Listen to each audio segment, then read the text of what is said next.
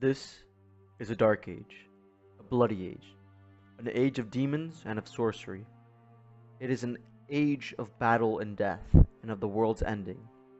Amidst all of the fire, flame, and fury, it is a time, too, of mighty heroes, of bold deeds, and great courage. At the heart of the old world sprawls the Empire, the largest and most powerful of the human realms, known for its engineers, sorcerers, traders, and soldiers. It is a land of great mountains, mighty rivers, dark forests, and vast cities.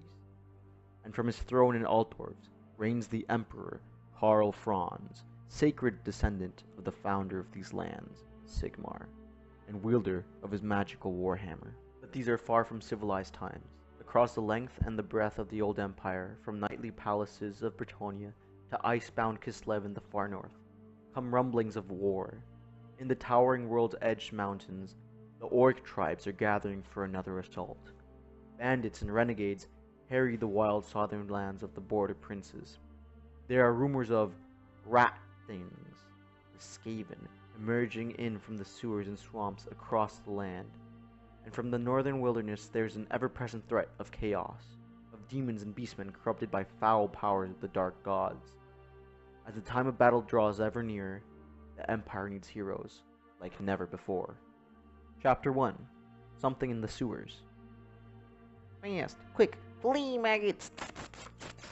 The scratchy voice was thin as whisper, like the rasp of snakeskin against cobblestone, but it carried through the dank, crumbling tunnels like a thunderclap. Scrawny rats with jaundiced eyes and matted fur skittered away, hugging the earthen walls as the fury of the voice moved them to flight. For others, retreat was an option long ago taken from them.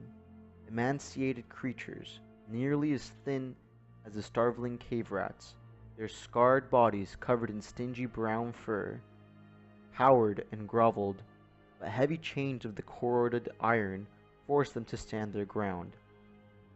Each of the creatures was a horror of blisters and scabs, their bodies gouged by the violence of whip and fang. Only the most sardonic of observers would liken them to men, though there was a loathing, some mockery of a man in the shapes they wore. The things that dangled limply from their wasted arms were as much paws as they were hands. Naked tails, scaly and pallid, lashed the floor between their clawed feet. Above the iron collars that circled their necks was a narrow head, pinched and pulled into the rodent-like visage of an enormous rat.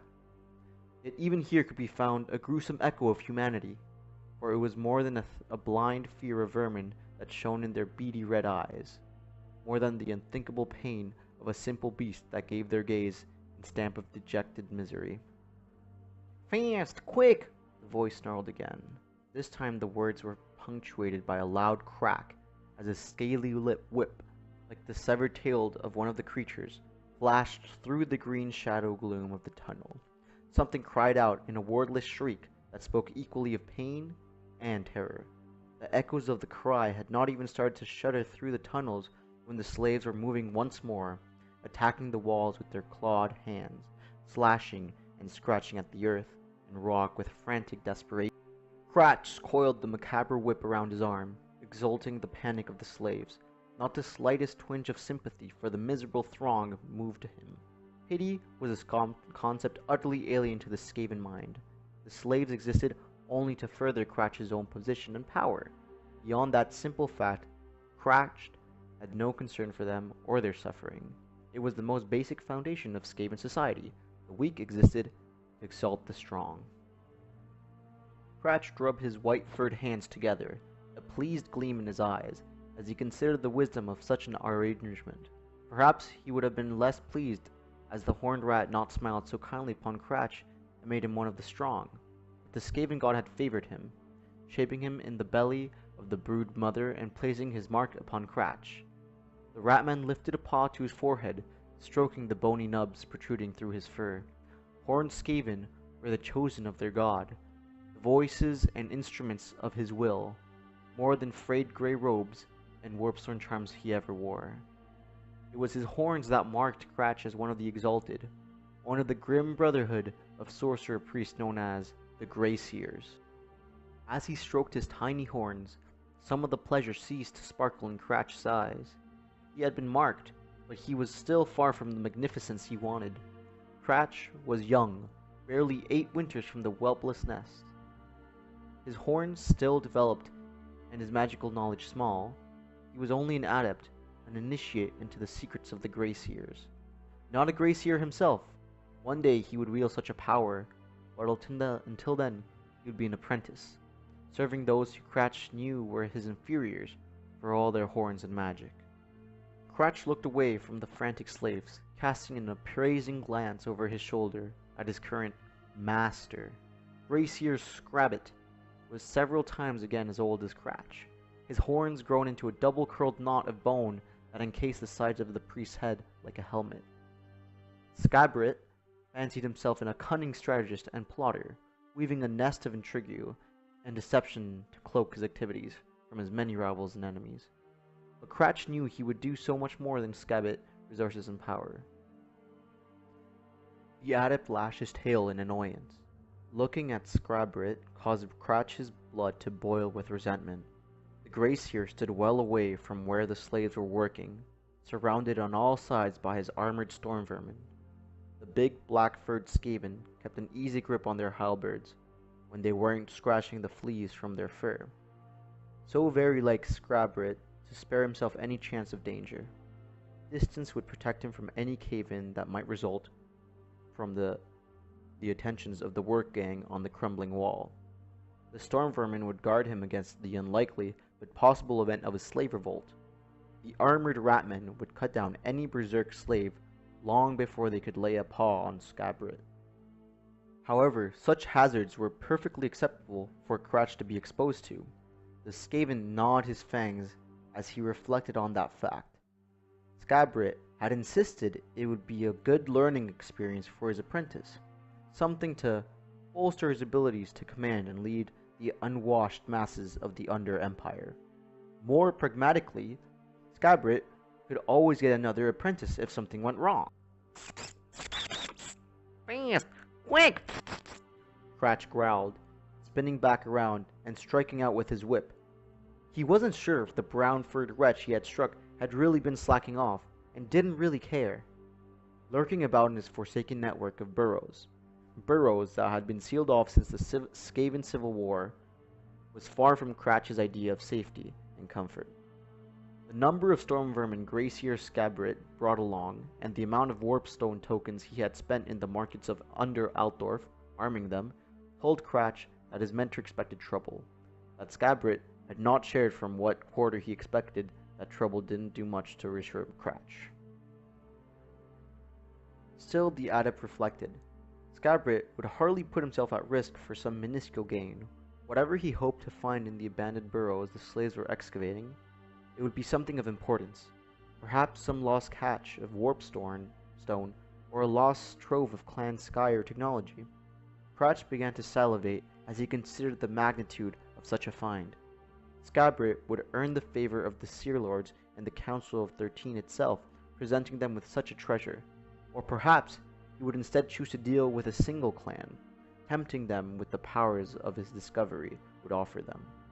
Under Altdorf was a nest of intrigue already, each of its dominant clans striving against the others for control of the city, the largest in the entire Under Empire with the exception of Skavenblight itself. Clan Skyer would pay well for anything that would tip the balance in their favor, just as the other clans would pay to keep such power from slipping into their paws. Whatever Scabrit chose to do, Cratch would be there, clinging to his tail every step of the way, even if only the smallest portion of the wealth and glory Scabrit was offering trickled down to his apprentice. Cratch would take it, unless of course he saw some way to cut his mentor out of the equation. Accidents did sometimes happen, like the time a swamp troll had broken free in the mines beneath the Rat Rock and nearly devoured the Grey Seer. In the right paws, a sharp file and a rusty chain were as deadly as an assassin's poisoned dagger. A sharp squeal of alarm stirred Cratch from his murderous visions. The adept cracked his whip against one of the slaves, slashing through its mangy hide, then wrinkled his snout in disgust. The workers were venting the musk of fear from their glands.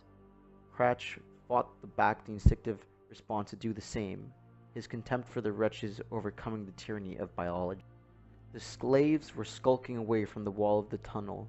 Cratch could see a dark opening where the bloodied paws of the Skaven had broken through into a sealed chamber. A murky, stagnant odor wafted from the opening. Overcoming even the pungent musk of the frightened slaves, Cratch felt a tremor of anxiety as his senses drank in the cold, evil smell. He quickly calmed himself. Anything with such an intimidating stench would also be obscenely powerful. His thoughts turned to visions of some lost trove of warpstone quietly festering away in the dark for 6 centuries, and again his jaws became moist with anticipation. There was certainly a suggestion of warpstone about the clammy stench issuing from the darkness. Cratch started to scramble down from his perch atop a pile of loose earth. Sounds behind him had the adept spinning about an alarm, one paw slipping to the dagger concealed in the sleeve of his robe. A gruff snarl froze Cratch's hand. The adept winced, screwing his eyes shut and lifting his head, exposing his throat in the defense of humility to the cruelty of his called master. Seer Scabbert had been drawn from his cautious observation point, well away from the excavation site by the clammy smell issuing from the opening. There was a feverish light shining in the priest's eyes as he shuffled forward, his storm vermin flanking him. Yes, yes. Scabbert chortled, clapping his paws together. Mine, it is. Power, strength. The warped stone belongs to Scrabbit. The Grey Seer's eyes narrowed with suspicion, casting a hostile glance at slaves, storm vermin, apprentice alike. In his injunction enthusiasm, he had let too much slip off his tongue. The priest seemed to almost swell with malignity as he drew energy into himself, his eyes glassing over the greenish film of light. After a moment, he allowed the energy to dissipate, satisfied that none of those around him knew of what he was speaking of. The ignorance of his minions filled Scrabbit with contempt. There was no danger such wretches could pose to him. Cratch was careful to maintain his subservient poise, to keep any suggestion of his thoughts away from Scrabbit's keen nose and penetrating gaze. The Grey Seer's scrutiny of his apprentice lasted only a moment. Then he was turning his attention back to the tunnel. Scrabbit was growing forgetful with his years. He had forgotten the apprentice who had scoured the records of Underalter for him, sniffing out any mention of their war with the plague priest of Clan Pestilence and the Dune of Clown Marl. He had forgotten the many weeks Cratch had spent poring over the rat-hide scrolls and their cramped lines of hieroglyphs. Scrabbit had forgotten that everything he knew about the wormstorm his apprentice had learned first. Storm vermin kicked and bullied their way through the huddled throng of cowering slaves as Scabbert ordered them forward. Warpstone lanterns were pulled from the crumbling walls, casting the tunnel into blackness. Cratch scurried after the light, not trusting the darkness to guard him against the tensions of a vengeful slave. He crept after the rearmost of the storm vermin as Scabbert entered the exposed chamber.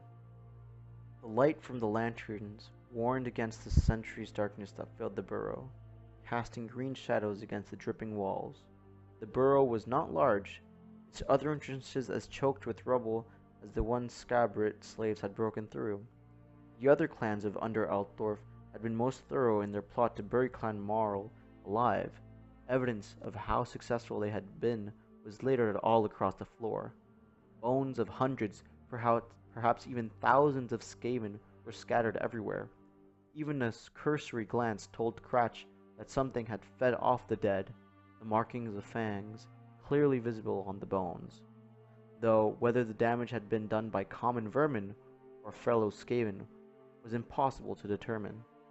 Cratch quickly dismissed the question, his focus shifting to the objective standing almost in the exact center of the burrow. Here the skeletons were at their thickest, piled about the object as though seeking succor from it, and in the long hours of their slow deaths, Cratch's fur crawled as he looked at it, as the evil smell hammered at his senses. Yet even in the midst of his fear, he could not deny the fierce desire and awful hunger that the thing provoked.